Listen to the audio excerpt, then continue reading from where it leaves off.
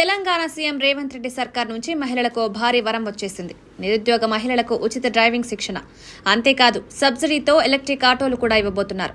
Driving నేర్చుకుని సొంతంగా auto నడిపి ఆదాయం పొందే అవకాశం. ఈ స్కీమ్ ని ఉమెన్ డెవలప్మెంట్ కార్పొరేషన్ రూపొందించింది. 45 నుంచి 60 రోజుల పాటు ఫ్రీ ట్రైనింగ్, అందులోనే లెర్నింగ్ లైసెన్స్, డ్రైవింగ్ లైసెన్స్ కూడా ఇస్తారు. డ్రైవింగ్ నేర్చుకోవడమే కాదు, ఆ శిక్షణ అయ్యాక సబ్సిడీపై ఎలక్ట్రిక్ ఆటోలు కూడా అందిస్తారు. ఇది నిజంగా మహిళల జీవితాలను మార్చే స్కీమ్ కదా.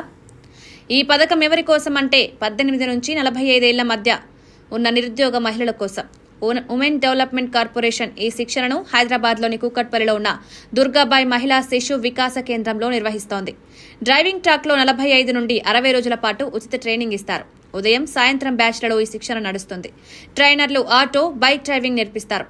అంతేకాదు ట్రాఫిక్ సిగ్నల్స్, రోడ్లపై డ్రైవ్ చేసేటప్పుడు తీసుకోవాల్సిన జాగ్రత్తల గురించి స్పెషల్ అవగాహన క్లాసులు కూడా ఉంటాయి. డ్రైవింగ్ స్కిల్స్తో పాటు రోడ్ సేఫ్టీ గురించి కూడా పూర్తి అవగాహన వచ్చేస్తుంది. ఇదెంత అద్భుతమైన ఆలోచనో కదా. డ్రైవింగ్ నేర్చుకోవడం ఒకెత్తైతే ఆ తర్వాత ఏం జరుగుతుందనేది అసలు హైలైట్.